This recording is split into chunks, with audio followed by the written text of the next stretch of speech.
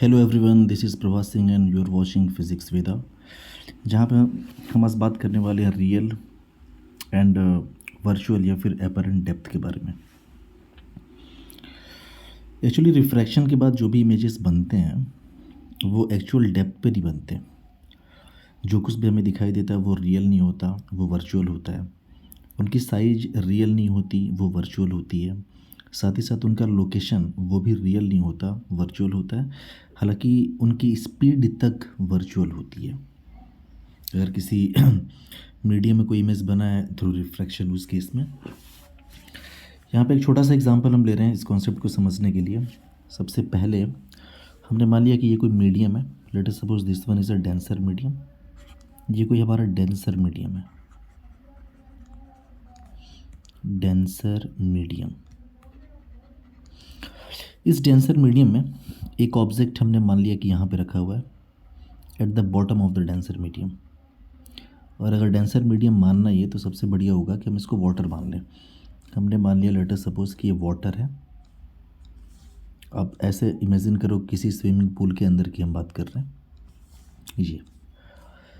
साथ ही साथ इसमें एक ऑब्जेक्ट है जो किसी पोजीशन पे रखा हुआ है। This one is the object, ये ऑब्जेक्ट हो गया।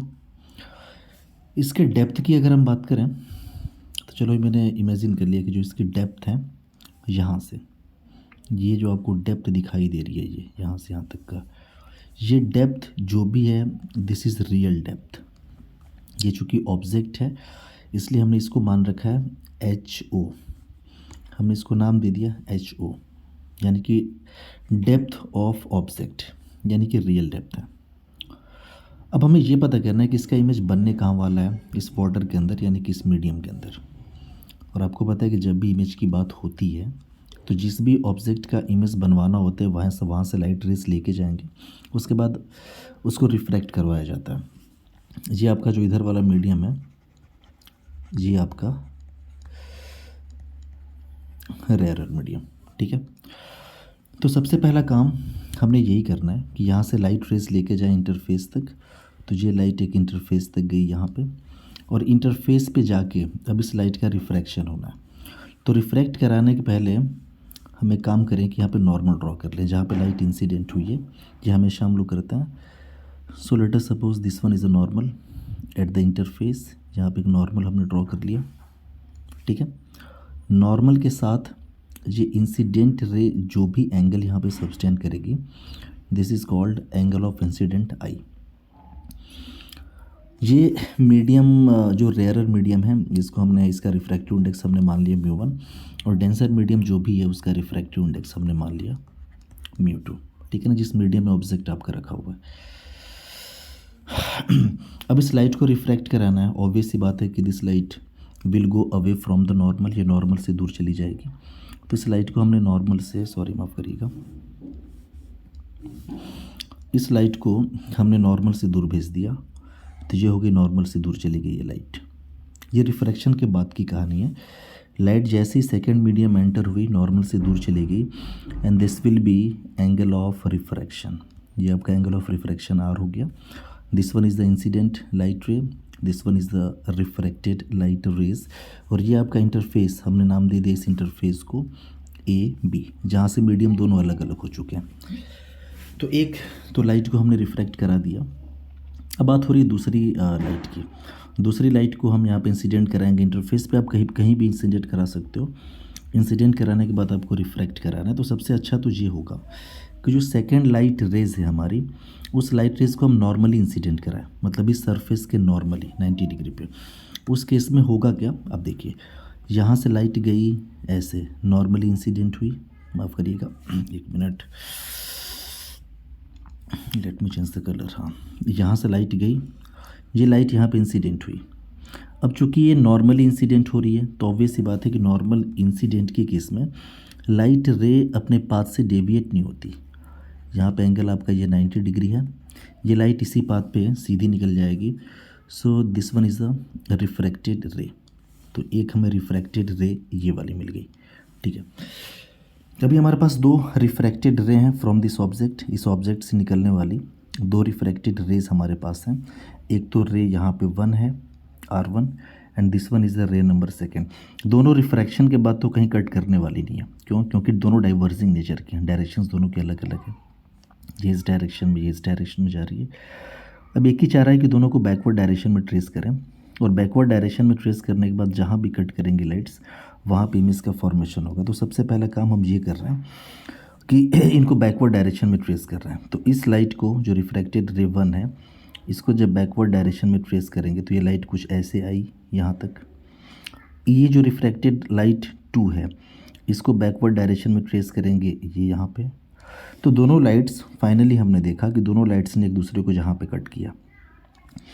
एक्चुअल में ये लाइट आपस में रियली कट नहीं कर रही हैं, लेकिन बैकवर्ड डायरेक्शन में ट्रेस करने पे यहाँ पे कट कर रही हैं।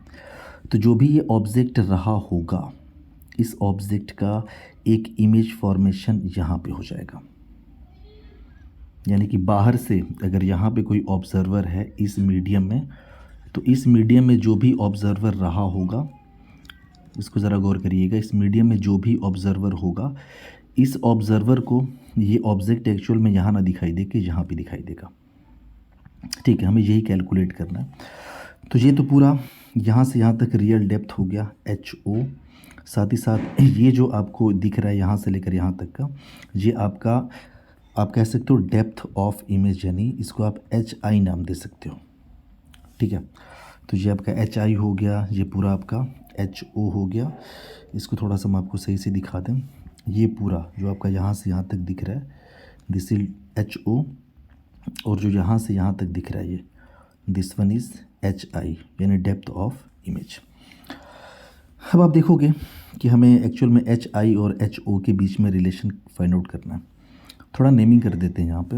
लेट अस सपोज कि सरफेस को हमने नाम दे दिया। इस पॉइंट को आप नाम दे दो P। इस पॉइंट को हमने नाम दे दिया Q। इस पॉइंट को हमने नाम दे दिया R। ठीक है, अभी अगर ये एंगल R है तो आप बोलोगे वर्टिकली अपोजिट एंगल से ये जो पूरा एंगल यहाँ से यहाँ तक बनेगा, ये पूरा एंगल ये भी किसके बराबर हो जाएगा? R के बराबर हो जाएगा। तो जब ये पूरा एंगल R के बराबर हो जाएगा, this will be also equals to R। ये भी एंगल ऑफ रिफ्रैक्शन R हो जाएगा। ये चूँकि एंगल I है तो आप बोलोगे ऑल्टरनेट एंगल, ये भी आपका I हो जाएगा। ये जो डिस्टेंस PQ दिख रहा है, इस PQ को आप कुछ मान लो या फिर रहने दो, कोई प्रॉब्लम नहीं है इससे। अब हम यहाँ पे रिलेशन कैलकुलेट करने जा रहे हैं दोनों के बीच का, यानी कि जो रियल डेप्थ है और जो वर्चुअल डेप्थ है उसके बीच का। जहाँ पे हम साइड में लिख दे रहे हैं कि जो HO है, दिस इज़ रियल डेप्थ, या फिर इसी को आप कह सकते हो कि एक्चुअल डेप्थ ऑफ ऑब्जेक्ट। ये एक्चुअल डेप्थ हो गया। And this one HI, this is virtual depth, या फिर इसी को बोला जाता है एपरेंट डेप्थ। ठीक है, और हम इन दोनों के बीच का रिलेशन निकालना है, तो कोई दिक्कत नहीं है, रिलेशन हम निकालते हैं यहाँ पे। ओके, अब ज़रा देखिएगा यहाँ पे, अगर हम इस ट्रायंगल की बात करें, इस AB पूरा इंटरफेस पे, ये जो आपको इंटरफेस दिखाई दे रही है जहाँ से लाइट रिफ्रैक्ट हुई है, ये रिफ्रैक्ट हुई, ये लाइट इधर रिफ्रैक्ट हुई, जहाँ पे स्नेल्स का लॉ हमें यूज़ करना है। तो हमने लिखा यूजिंग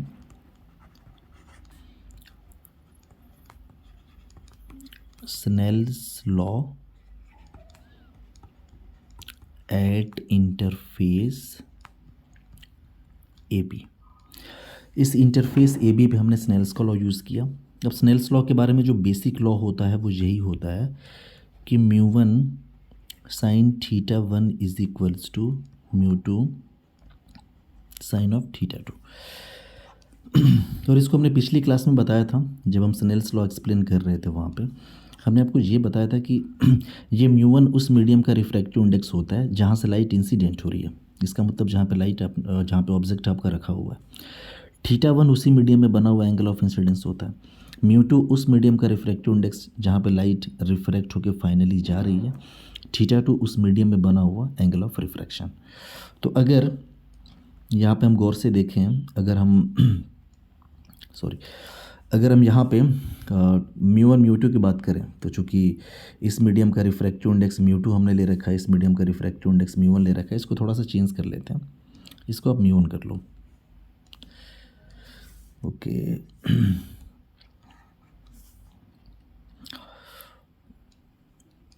ये आपका हो गया, इस मीडियम का रिफ्रैक्टिव इंडेक्स हमने मान लिया म्यू1, इस मीडियम का रिफ्रैक्टिव इंडेक्स हमने मान लिया म्यू2। म्यू2 जो कि कौन सा मीडियम है आपका, रेयरर मीडियम है, तो इसको म्यू आर भी मान सकते हो। म्यू1 आपका चूँकि डेंसर मीडियम है तो इसको म्यू डी भी हम लिख सकते हैं सिंबॉलिक फॉर्म में। अब हमारा जो लॉ होता है उसके अकॉर्डिंग म्यू1 साइन थीटा 1 बराबर म्यू2 साइन थीटा 2। म्यू1 का मतलब जिस मीडियम में लाइट इंसिडेंट हुई है, तो ये वाटर ही तो वो मीडियम है जहाँ पे लाइट इंसिडेंट हुई है, यानी कि मीडियम की जगह पे हमें इस डेंसर यहाँ पे म्यू की जगह पे हमें इस डेंसर मीडियम का रिफ्रैक्टिव इंडेक्स लिखना पड़ेगा। तो ये आपका हो जाएगा म्यू डी साइन ऑफ, इसमें एंगल कितना बना है तो आप बोलोगे यहाँ पे एंगल बन रहा है, एंगल ऑफ इंसिडेंस आई बना था, तो mu D sine I is equals to mu second medium का रिफ्रैक्टिव इंडेक्स जहाँ पे लाइट गई है, तो आप बोलोगे वो तो रेयरर मीडियम है तो उसका रिफ्रैक्टिव इंडेक्स म्यू आर, और ये हो गया साइन ऑफ इस मीडियम में बना हुआ एंगल क्या, आप बोलोगे एंगल आर है यहाँ पे, so this is angle R. अब चूंकि ये सब बातें आपको पता है कि चूंकि ये जो एंगल्स आपको दिखाई दे रहे हैं, चाहे वो आप एंगल आई की बात कर लो, चाहे आप एंगल आर की बात कर लो, ये एंगल बहुत छोटे होते हैं। जो आपका पॉइंट क्यू यहाँ पे दिख रहा है ना, ये एक्चुअली पॉइंट पी के जस्ट बगल में होता है। ये सारे के सारे एंगल ज्योमेट्रिकल ऑप्टिक्स में जो कंसीडर किए जाते हैं बहुत ही स्मॉल एंगल कंसीडर किए जाते हैं, क्योंकि जो भी इमेज फॉर्मेशन होता है that will be due to the paraxial light rays, इस वजह से एंगल्स बहुत छोटे माने जाते हैं। तो आप ये कह सकते हो कि चूँकि एंगल्स बहुत छोटे हैं, इस केस में एक बात लिखी जा सकती है, चूँकि angle I and angle R are very very small, ये बहुत ज़्यादा छोटे एंगल हैं विच इम्प्लाइज, आप साइन आई को किसके बराबर लिख सकते हो, टेन ऑफ आई लिख सकते हो, साथ ही साथ उस केस में आप साइन आर बराबर क्या लिख सकते हो, टेन आर लिख सकते हो। हमने मैथमेटिकल अप्रोक्सीमेशन में आपको पढ़ा रखा है कि ऐसा क्यों करते हैं हम लोग, जब एंगल छोटे होते हैं तो क्यों ऐसा किया जाता है, वहाँ पे आप प्रीवियस वीडियोस आप देखिए, वहाँ पे सब आपको पता चल जाएगा। तो ये जो भी इक्वेशन नंबर हमारा, इसको हमने 1 नाम दे दिया। इस 1 में साइन आई को आप टेन आई लिख सकते हो, साइन आर को आप टेन आर लिख सकते हो। So this is mu D tan of I is equals to mu R, और ये आपका हो गया टेन ऑफ आर। अब ज़रा देखिए टेन आई की अगर हम बात करें, इस टेन आई की बात करोगे तो इस वाले ट्रायंगल को देखो, क्यू पी ओ, इस बड़े वाले ट्रायंगल में टेन आई की अगर हम बात करें तो पी क्यू आपका परपेंडिकुलर हो जाएगा, पी ओ आपका हो जाएगा बेस, तो P Q by P O आप यहाँ पे लिख सकते हो। So this is mu D P Q divide by P O is equals to mu R. अगर टेन आर की बात करनी है तो जब आपको टेन आर कैलकुलेट करना है तो इस वाले ट्रायंगल में आप ध्यान दीजिए, क्यू पी आई में क्यू पी और ये आई, इसमें टेन आर इक्वल्स टू हो जाएगा P Q divide by P I हो जाएगा। So this will B P Q divide by P I हो गया, पी क्यू कैंसिल आउट हो जाएगा, हमने तो पी आई कैलकुलेट करना है। So P I will be equals to mu R divided by mu D, और ये हो जाएगा मल्टीप्लाइड बाई ये पी आपका ओ। पी आई आप देखोगे यहाँ से तो this is the virtual height virtual depth of the image, ये पी आई जो है वो एच आई के बराबर है, वर्चुअल डेप्थ ऑफ इमेज के बराबर। पी ओ जो है ये रियल डेप्थ ऑफ ऑब्जेक्ट यानी एच ओ, तो जहाँ पे वैल्यू सब्सटीट्यूट हमने करना है सिर्फ, तो पी ओ यानी H I will be equals to mu R divide by mu D, और ये आपका हो जाएगा एच ओ। एक बात का आप ख्याल रखेंगे कि यहाँ पे जो भी आपको ये म्यू आर दिख रहा है, this is the refractive index of the rarer medium, this one is the refractive index of the denser medium. आप ऐसा फर्ज कर लो कि अगर मान लो कि आपका जो रेयरर मीडियम है हमने मान लिया कि जो रेयरर मीडियम है वो एयर होता, तब क्या होता? आप बोलते कि if light goes from water to air, अगर आपका ऑब्जेक्ट वाटर में है, लाइट एयर में जा रही है, तो आप बोलोगे तब तो रेयरर मीडियम का रिफ्रैक्टिव इंडेक्स 1 हो जाएगा, डेंसर मीडियम का रिफ्रैक्टिव इंडेक्स हम मान लें म्यू है। उस केस में यही वाला जो फार्मूला है आपका क्या बन जाएगा, H I will be equals to mu R, यानी 1 हो गया, ये आपका हो जाएगा H O divide by mu. So these are the important relations जो कि आपको दिमाग में रखने हैं, ठीक है। तो फाइनली आप इसको शॉर्ट में ऐसे भी लिख सकते हो कि वर्चुअल डेप्थ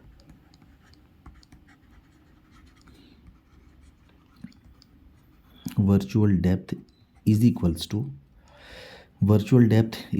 टू आप लिख सकते हो यहाँ पे कि mu R divided by mu D multiplied by real depth, ठीक है। So this is the important relation जो कि आपके सामने यहाँ पे दिख रहा है। आई होप कि ये सारी चीज़ें आपको समझ में आई होंगी। कुछ और टर्म्स इसमें से बनते हैं, ज़रा उन टर्म्स को देख लिया जाए। अगर आप गौर करोगे ना तो आपको एक चीज़ यहाँ पे समझ में आएगी, और वो ये कि अब ज़रा ये देखो, ये ऑब्जेक्ट यहाँ पे था लेकिन उसका इमेज यहाँ पे बना है। देखने वाले ऑब्जर्वर को जो बाहर से देख रहा है उसको ऑब्जेक्ट यहाँ ना दिख के यहाँ पे दिखाई देगा। तो आप कह सकते हो कि यहाँ से लेकर यहाँ तक का जो है एक्चुअल में ऑब्जेक्ट की इमेज यहाँ पे शिफ्ट हो चुकी है। दिस इज़ कॉल्ड शिफ्ट, या फिर वर्चुअल शिफ्ट इसको बोला जाता है। तो इस शिफ्ट को हम कुछ नाम दे दें। हमने बोला कि लेट अस सपोज ये है आपका, ये एस है आपका, ये शिफ्ट को हमने एस नाम दे दिया, ये जो आपका यहाँ से यहाँ तक है। इस शिफ्ट को आप कैलकुलेट कर सकते हो। आप बोल सकते हो कि पूरा एच ओ में से अगर एच आई हम माइनस करते हैं तो शिफ्ट की वैल्यू कैलकुलेट हो जाएगी कि वर्चुअल शिफ्ट आखिरकार हुआ कितने का है। तो आप बोलोगे अगर यहाँ पे हमें शिफ्ट कैलकुलेट करना पड़े, शिफ्ट, तो shift S is equals to हो जाएगा real depth minus virtual depth. तो ये आपका हो गया H O minus H I की वैल्यू आपकी निकली है mu R divide by mu D, और साथ ही साथ रियल डेप्थ आपका H O. So shift S is equals to H O common कर लिया, 1 minus mu R divided by mu D. So this one is the important relation जो कि आपको ध्यान में रखना है हमेशा। तो this is all about real depth and virtual depth, ये इसका डेरिवेशन है, और डेरिवेशन आई होप आपको पूरी तरह से समझ में आया होगा। So next we will talk about virtual height. Virtual height के बारे में बात करेंगे। जस्ट इसका रेसिप्रोकल प्रोसेस होता है। यहाँ पे हमने मान लिया कि कोई ऑब्जेक्ट हमारा यहाँ पे है, यहाँ पे इन रेयरर मीडियम है। पिछले केस में हमारा ऑब्जेक्ट डेंसर मीडियम में था, यहाँ पे ऑब्जेक्ट रेयरर मीडियम है। इसको आप लिख लीजिए, दिस इज डेंसर मीडियम। ये डेंसर मीडियम है, ये आपका रेयरर मीडियम में ऑब्जेक्ट है। अब यहाँ पे कोई ऑब्जर्वर है, जहाँ पे कोई ऑब्जर्वर है पानी के अंदर, ये हमने मान लिया वाटर है ये आपका। लेट अस सपोज कि इसको हमने क्या मान लिया, वाटर मान लिया। इसकी जो एक्चुअल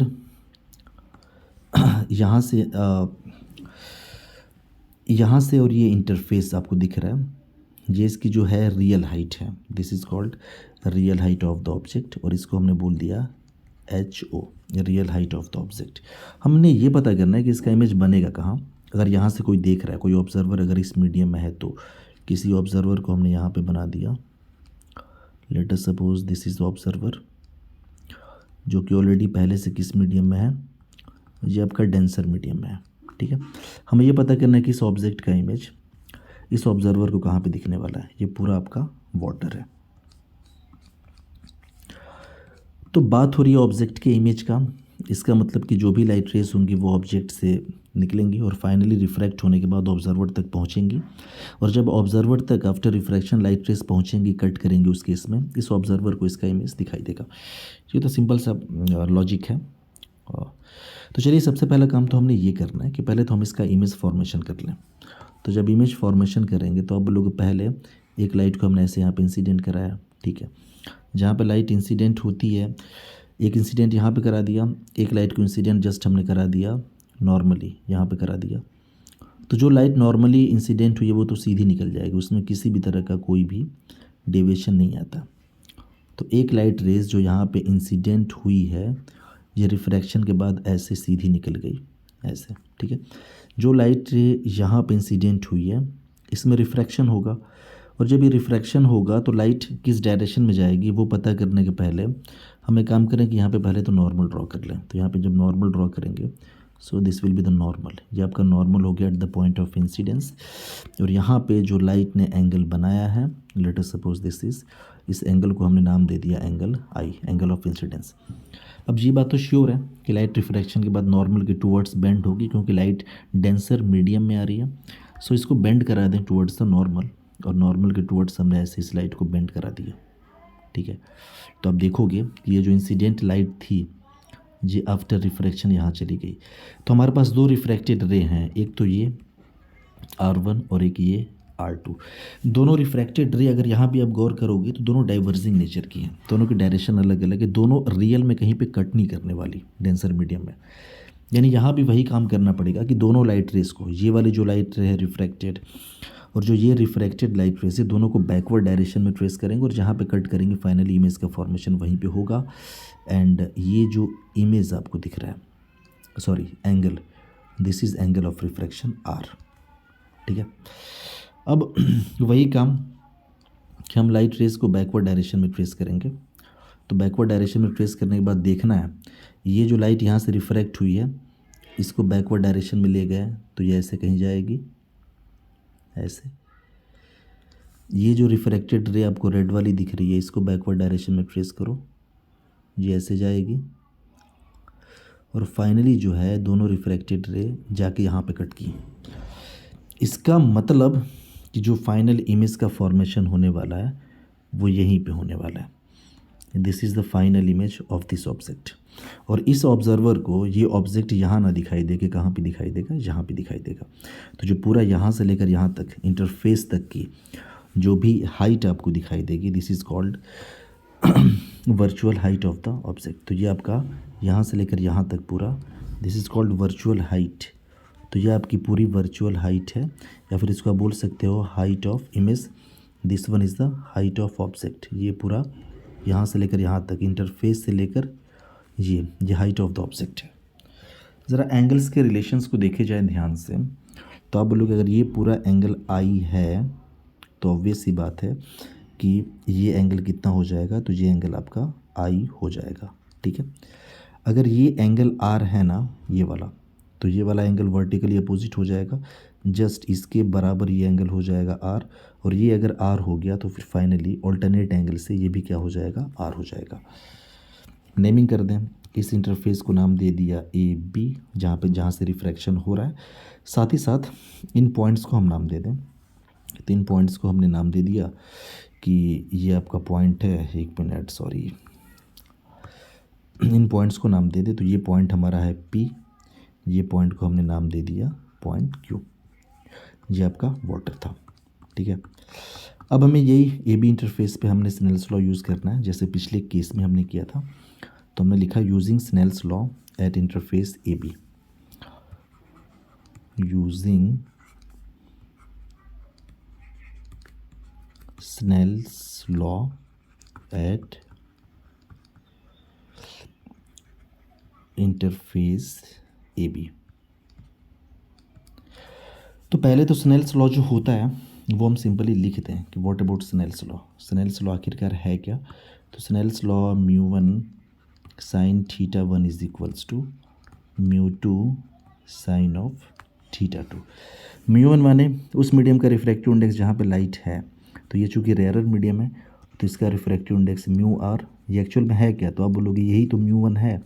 साथ ही साथ लाइट फाइनली डेंसर मीडियम में आ रही है तो इसका रिफ्रैक्टिव इंडेक्स μ2, और ये आपका है μ2 है, μd हमने लिख दिया जो कि सेकंड मीडियम का रिफ्रैक्टिव इंडेक्स है। तो μ1 sin i, μ1 मतलब जिस मीडियम में ऑब्जेक्ट है, लाइट जिसमें इंसिडेंट हो रही है, तो रिफ्रैक्टिव इंडेक्स हमने लिखा μ1 की जगह पे μr sin ऑफ। इस मीडियम एंगल कितना बना है नॉर्मल के साथ, तो आप बोलोगे ये एंगल बना है पूरा, angle of incidence sine I is equals to, ये आपका हो जाएगा म्यू डी, और ये आपका हो जाएगा साइन, इस मीडियम एंगल कितना बना है तो आर बना है, साइन ऑफ आर। चूँकि यहीं पे वही सारी चीज़ कि angle I and angle are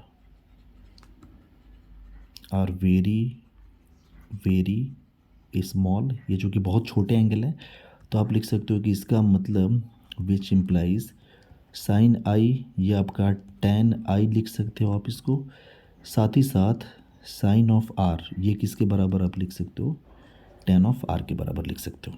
ठीक है, फिर वही चीज़ हमने की, इसको इक्वेशन कुछ आप नाम दे दो, लेट अस सपोज कि it was the equation number first. यहाँ पे ये आपका हो जाएगा mu R tan of I is equals to mu D, और ये आपका हो गया टेन ऑफ आर। अब टेन आई टेन आर की वैल्यू हमने निकालनी है, तो आप खुद देखो कि टेन आई अगर निकालना है तो इस वाले ट्रायंगल से निकलेगा O P Q, tan I लिखेंगे तो P Q divide by O P, तो P Q divide by O P आपका हो जाएगा, so this is mu R P Q divide by O P is equals to mu D, sorry जी mu D, tan R की जगह पे कितना लिखना पड़ेगा, सो टेन आर आपको निकालना है, तो इस पूरे बड़े वाले ट्रायंगल में देखिए, ट्रायंगल आई पी क्यू में यहाँ से टेन आर जब आप लिखोगे ना तो P Q divide by P I हो जाएगा। ठीक है, तो P Q divide by P I, ये आपका हो जाएगा P Q divide by P I, या फिर आई पी आप लिख सकते हो, पी क्यू कैंसिल आउट हो गया, हमें तो आई पी कैलकुलेट करना है, so I P is equals to mu D divide by mu R, और ये इंटू क्या हो जाएगा ओ पी। आई पी आपका जो था it was virtual height of the object, जो आई पी ये आपका क्या है, virtual height of the image है, इमेज का जो है वर्चुअली कहाँ पे बनी है वो लोकेशन है फ्रॉम द इंटरफेस, सारी डिस्टेंसेस इंटरफेस ए बी से मेज़र की जाएंगी, तो ये आपका आई पी आपका एच आई हो गया, ओ पी आपका जो real depth of real height of object है वो एच ओ हो गया। तो ये सारी वैल्यूज़ आप यहाँ पे सब्सटीट्यूट करेंगे तो ये आपका हो जाएगा H I is equals to mu D divide by mu R, और ये आपका हो जाएगा एच ओ। ठीक है, तो यहाँ पे एक बहुत ही इम्पॉर्टेंट रिलेशन आपको दिखा, और इसको आप मेमोराइज़ कर लेंगे। यहाँ भी अगर बात हम करें कि इफ़ लाइट गोज़ फ्रॉम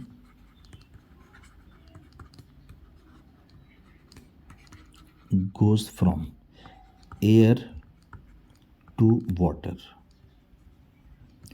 अगर लाइट एयर से वाटर में जा रही है, यानी कि रेयरर से डेंसर में, ऑब्वियस सी बात है जा रही है, तो आप बोलोगे तब तो रेयरर मीडियम का जो रिफ्रैक्टिव इंडेक्स है वो 1 हो जाएगा, और जो डेंसर मीडियम रिफ्रैक्टिव इंडेक्स उसका हमने म्यू मान लिया, so H I will be equals to, ये आपका हो जाएगा म्यू टाइम्स एच ओ हो जाएगा। तो ये हमने यहाँ पे देखा, ये बहुत इंपॉर्टेंट रिलेशन है। यहाँ पे अगर वर्टिकल शिफ्ट के बारे में बात करेंगे ना, वर्टिकल शिफ्ट मतलब कि ऑब्जेक्ट का इमेज कितना शिफ्ट हुआ है अपवर्ड डायरेक्शन में, तो आप इजीली कैलकुलेट कर सकते हो। आप बोलोगे शिफ्ट मतलब यहाँ पे ऑब्जेक्ट था लेकिन देखने वालों को यहाँ पे दिखाई दे रहा है, तो यहाँ से लेकर यहाँ तक का जो है ना, ये दिस इज़ कॉल्ड शिफ्ट, इसी को आप बोलेंगे शिफ्ट। और इस शिफ्ट एस को हमें कैलकुलेट करना है, तो आप बोलोगे पूरा आई पी में से ओ पी आप माइनस कर दो, I P minus O P कर लो आप, तो यहाँ से एक लाइन में मिल गया फिर हमें शिफ्ट एस बराबर I P minus O P, और आई पी की वैल्यू हमारी एच आई है माइनस ओ पी की जो वैल्यू है, ओ पी आप कैलकुलेट कर सकते हो, ओ पी या फिर ओ पी मतलब आपका एच ओ आपका हो जाएगा, यहाँ से आप देखो या फिर इसमें से हम देखते हैं, एच ओ आपका हो जाएगा एच आई बाई म्यू, या फिर एक काम करते हैं रुकिए, ये आई पी आपका एच आई हो गया, और यहाँ से अगर हम ओ पी कैलकुलेट करें, O P in the sense आप एच ओ की बात करें, इसको आप लिख लो ओ पी को एच ओ। ठीक है, तो ये आपका हो जाएगा विच इम्प्लाइज, अब वैल्यू आप साफ साफ रख लो। आप बोलोगे कि S इज इक्वल्स टू हो जाएगा एच आई की जगह पे म्यू टाइम्स एच ओ लिख सकते हैं, तो mu times H O minus H O. तो यहाँ से आप एच ओ को कॉमन कर लें, तो इन ब्रैकेट हो जाएगा mu minus 1। So this is very important result जो कि आपको याद रखना है, ठीक है। तो ये सारी बातें थी जो वर्चुअल हाइट और वर्चुअल डेप्थ, रियल डेप्थ, ये सारे के सारे रिलेशंस थे जो कि एग्जामिनेशन पॉइंट ऑफ व्यू से बहुत ज़्यादा इंपॉर्टेंट माने जाते हैं। अब देखिएगा, जब ऑब्जेक्ट आपका डेंसर मीडियम में रखा हुआ है, क्या ख़ास बात है, when object was placed in the denser medium, तो जो उसका इमेज है ना वो टूवर्ड्स इंटरफेस शिफ्ट हुई है। ये इंटरफेस सरफेस है, इंटरफेस के करीब आ गई है। लेकिन यही कहानी बदली है कि जब ऑब्जेक्ट आपका रेयरर मीडियम में था, यहाँ पे ऑब्जेक्ट जब आपका रेयरर मीडियम में था, तो इसकी जो इमेज है ना वो इस इंटरफेस से और दूर शिफ्ट कर गई है। तो दोनों में खास फ़र्क ये भी है। So next we will talk about total internal reflection which is very important for the examination point of view, very important, ठीक है। ये जो कुछ भी लिखा है, ये जो लिखा है इसको हम समझाएंगे फिलहाल बाद में। पहले इसको हम आपको समझा रहे हैं रे डायग्राम की हेल्प से कि आखिरकार ये टोटल इंटरनल रिफ्लेक्शन का कॉन्सेप्ट है क्या। Late us suppose this one is a denser medium, ये हमारा एक कोई डेंसर मीडियम है। This one is the rarer medium. इस डेंसर मीडियम का रिफ्रैक्टिव इंडेक्स हमने म्यू डी मान लिया, एंड रेयरर मीडियम जो था इसका रिफ्रैक्टिव इंडेक्स हमने मान लिया म्यू आर, ठीक है। एक कॉन्सेप्ट इसके लिए जानना आपके लिए बहुत ज़रूरी है, वो ये कि जब भी हम स्नेल्स का लॉ यूज़ करते हैं ना, तो स्नेल्स का लॉ में mu one sine theta one कह लो या फिर एंगल ऑफ इंसिडेंस कह लो इज इक्वल्स टू होता है म्यू टू साइन आर। तो यहाँ से हम ये लिख सकते हैं कि sine R is equals to mu one divide by mu two into sine of I. अब आप बोलोगे ये तो पूरा टर्म्स कांस्टेंट है, यानी कि जो साइन आर है ना वो डायरेक्टली डिपेंड कर रहा है साइन आई पे, और ये डायरेक्ट रिलेशन है। यहाँ से आपको मिलेगा कि साइन आर डायरेक्टली प्रोपोर्शनल किसके है, साइन आई के है, विच इम्प्लाइज कि जो आर होगा वो डायरेक्टली प्रोपोर्शनल किसके होगा, आई के होगा। यानी कि अगर एंगल ऑफ इंसिडेंस आई को हम इंक्रीज़ करें एक मीडियम में, तो सेकेंड मीडियम में जो एंगल ऑफ रिफ्रैक्शन होगा, यानी एंगल आर की बात करेंगे, एंगल आर वो भी इंक्रीज़ होगा। एक बात याद रखिएगा, तो ये मेन कॉन्सेप्ट है, ठीक है ना, कि एंगल ऑफ इंसिडेंस को इंक्रीज़ करने पे सेकेंड मीडियम में एंगल ऑफ रिफ्रैक्शन भी जो होता है वो इंक्रीज़ होता है। अब ज़रा यहाँ पे गौर करिए, यहाँ पे सबसे पहला काम तो हमने ये करना है, कुछ हम यहाँ पे थोड़ा सा इंटरफेस नहीं, कुछ नॉर्मल हम ऑलरेडी यहाँ पे पहले ड्रॉ करते हैं। तो चलिए एक नॉर्मल हमने यहाँ पे ड्रॉ कर दिया, एक नॉर्मल हम यहाँ पे ड्रॉ कर देते हैं। एक मिनट, थोड़ा इसको दूर करते हैं। एक नॉर्मल हम यहाँ पे ड्रॉ कर देते हैं, ठीक है। ये नॉर्मल्स हमने ड्रॉ किए, साथ ही साथ यहाँ पे लाइट को हमने एक इंसिडेंट कराया, ये लाइट इंसिडेंट हुई, और इस एंगल ऑफ इंसिडेंट को हमने मान लिया, लेट अस सपोज इसको मान लिया I1, ठीक है, ये इंसिडेंट रहे। अब बोलोग ये लाइट सेकेंड मीडियम में रिफ्रैक्ट हो जाएगी, ऑब्वियस सी बात है रिफ्रैक्ट होगी, तो सेकेंड मीडियम में जब जाएगी तो नॉर्मल से थोड़ी सी दूर हटेगी, because light is going from denser medium to rarer medium, तो नॉर्मल से दूर हट गई, तो ये हो गया एंगल R1।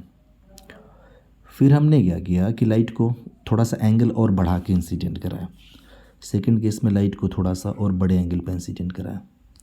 तो जब सेकंड केस में तो एंगल को थोड़ा सा हमने इंक्रीज़ कर दिया, ये आपका हो गया एंगल I2 हो गया, ये एंगल I1 था, ये एंगल I2 हो गया।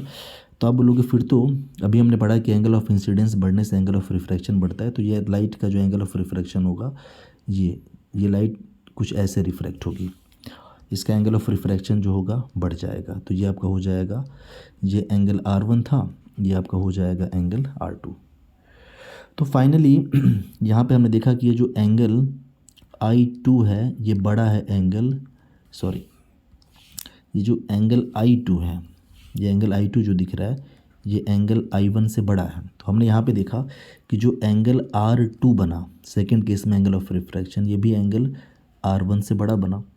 यानी कि ज़रूर ऐसा होगा कि लाइट ये एंगल बढ़ाते जाए तो एक कोई ना कोई एंगल ऐसा मिलेगा जिस पे ये जो लाइट है ये एंगल ऑफ रिफ्रैक्शन बढ़ते कितना हो जाए, 90 डिग्री हो जाए।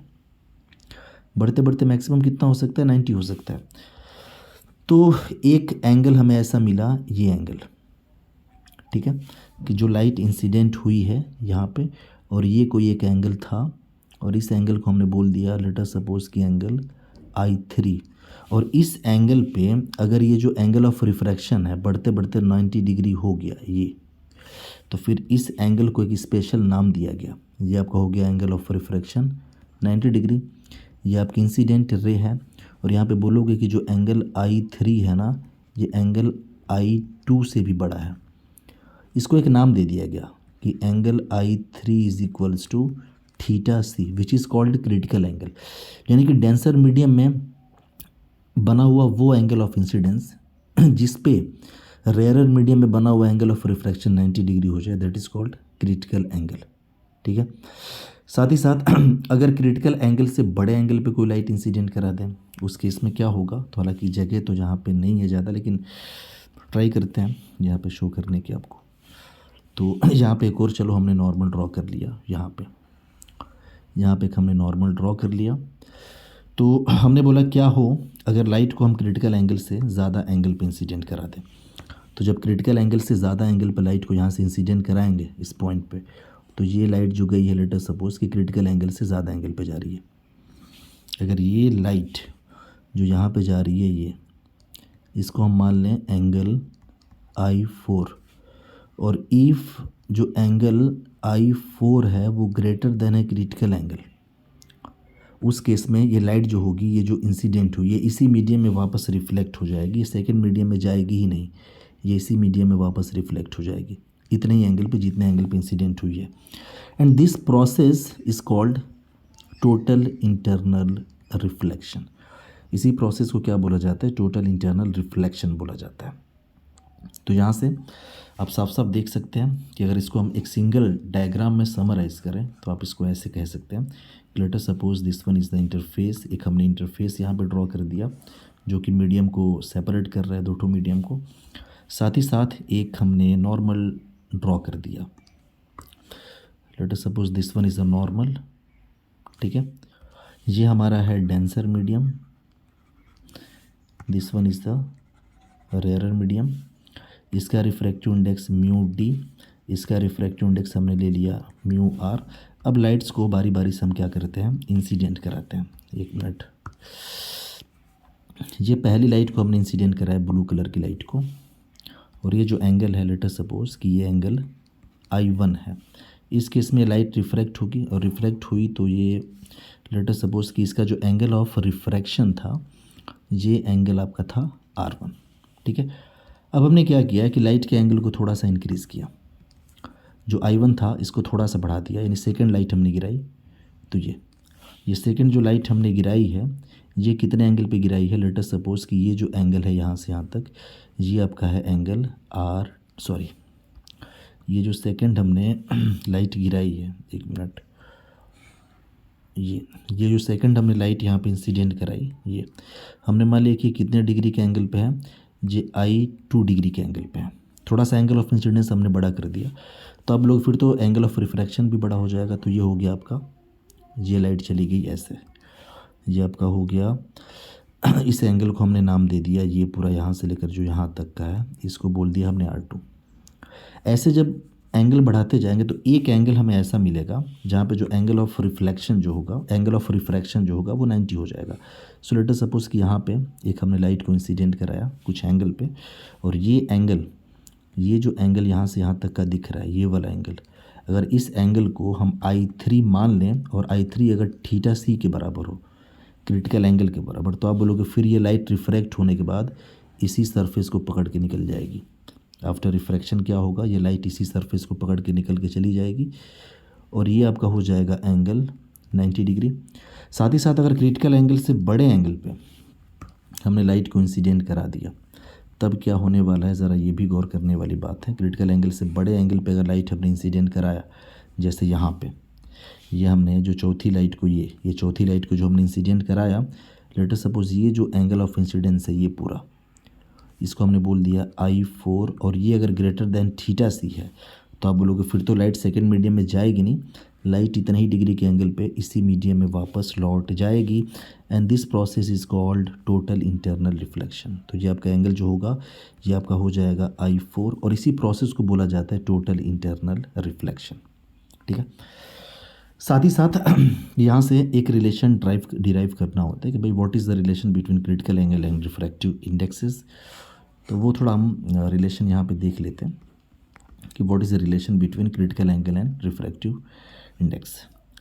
तो सबसे पहला काम हमने यही किया कि एक इंटरफेस हमने ऐसे ड्रॉ कर लिया। सिर्फ एक ही लाइट को फ़िलहाल हम यहाँ पे दिखाएंगे, और वो जो होगा कुछ एक लाइट को हमने ऐसे दिखा दिया, sorry this is the normal. अब जहाँ पे नॉर्मल हमने ड्रॉ किया है ना, वहाँ पे सबसे पहला काम कि एक इंसिडेंट लाइट ऐसे करें। तो एक लाइट को हमने ऐसे इंसिडेंट कराया, और अगर ये लाइट हमें पता है कि ये अगर एंगल ऑफ इंसिडेंस थीटा सी के बराबर हो गया, क्रिटिकल एंगल के बराबर, तो जो एंगल ऑफ रिफ्रैक्शन होगा इस लाइट का ये 90 डिग्री हो जाएगा, यानी लाइट इसी सरफेस को पकड़ के रिफ्रैक्ट होने वाली है। So this one is 90 degree. ये अब क्या हो गया, रेयरर मीडियम का refractive index, this is the refractive index of denser medium. इस सरफेस को हमने नाम दे दिया AB, जो इंटरफेस सरफेस है। ठीक है, ये आपका था नीचे का पूरा डेंसर मीडियम, ठीक है ना, ये नीचे का जो था वो डेंसर मीडियम है पूरा आपका, और ये जो ऊपर है ये आपका है रेयरर मीडियम। तो थोड़ा हमने यहाँ पे उल्टा लिख रखा है, इसको सही करते हैं। ये आपका रेयरर मीडियम, ये आपका हो गया डेंसर मीडियम, और लाइट को ऐसे पहले तो इंसिडेंट करा दो ये। ठीक है, अब हमें यहाँ पे रिलेशन डिराइव करना है। तो काम क्या करेंगे, इस सरफेस AB की आप बात करो, तो फॉर सरफेस AB, ये जो आपको इंटरफेस सरफेस AB दिख रहा है ना, यहाँ पे हम स्नेल्स का लॉ यूज़ करते हैं। तो यूजिंग स्नेल्स लॉ, तो पहले तो आप लॉ लिख दो कि μ1 sine of theta 1 is equals to μ2 sine of theta 2। आपको पहले से ही पता है कि भाई μ1 उस मीडियम का रिफ्रैक्टिव इंडेक्स होता है जहाँ पे लाइट इंसिडेंट हुई है, तो क्या लेना पड़ेगा, μd लेना पड़ेगा। तो ये आपका हो जाएगा μd साइन ऑफ, इस मीडियम में बना हुआ एंगल ऑफ इंसिडेंस कितना है, क्रिटिकल एंगल के बराबर है, तो theta C is equals to μ2 यानी रेयरर मीडियम में, तो ये आपका हो जाएगा μr, और ये आपका हो जाएगा साइन, इस मीडियम में बना एंगल ऑफ रिफ्रैक्शन कितना है, तो आप बोलोगे 90 डिग्री है। So this is μd sine of theta C is equals to μr into 1। तो यहाँ से आप लिख सकते हो कि sine of theta C is equals to μr divided by μd।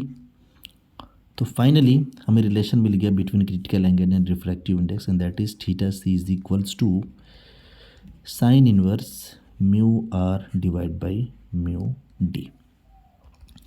तो इस बात को आप याद रखिएगा, ये बहुत ही इंपॉर्टेंट रिलेशन है, एग्जामिनेशन पॉइंट ऑफ व्यू से बहुत ही ज़्यादा इंपॉर्टेंट रिलेशन है ये। एक बात और कि अगर हम टोटल इंटरनल रिफ्रैक्शन की कंडीशंस की बात करें, तो ऐसा नहीं कि टोटल इंटरनल रिफ्लेक्शन हर जगह हो जाएगा, सिर्फ वहीं होगा जहाँ पे लाइट डेंसर मीडियम से रेयरर मीडियम में जा रही है, तो ये कंडीशंस होती हैं। तो ये कंडीशंस हम आगे बात करेंगे, यहाँ पे कंडीशंस वगैरह लिखा हुआ है। तो सबसे पहले जो यहाँ पे ऊपर लिखी हुई है थियरीज़, उसको हम आपको एक्सप्लेन करना चाहेंगे। टोटल इंटरनल रिफ्लेक्शन, इसमें क्या है एक एक करके देख लेते हैं कि total internal reflection of light में be defined as the phenomena of reflection. ये एक रिफ्लेक्शन का ही फिनोमिना होता है, phenomena of reflection of light into denser medium, यानी डेंसर मीडियम में लाइट का वापस लौट जाना। आप देख रहे हैं ना, डेंसर मीडियम से ही गई, डेंसर मीडियम में ही वापस लौट गई। From interface of denser and rarer medium when angle of incidence is greater than the critical angle, यानी कि जब angle of incidence critical angle से बड़ा हो जाए, जैसा यहाँ पे हुआ है, इस केस में डेंसर मीडियम से लाइट का उसी डेंसर मीडियम में वापस लौट जाना, this phenomena is called total internal reflection. Critical angle की हम जहाँ तक बात करें तो critical angle this is the angle of incidence. Actual में क्रिटिकल एंगल जो होता है, एंगल ऑफ इंसिडेंस होता है डेंसर मीडियम में। आप देखेंगे ना यहाँ पे, तो आप बोलोगे ये जो एंगल आपको दिख रहा था ना I3, एक्चुअल में ये क्रिटिकल एंगल था डेंसर मीडियम के अंदर बना हुआ, और ये एंगल ऑफ इंसिडेंस है क्योंकि लाइट इसी मीडियम में इंसिडेंट हो रही है।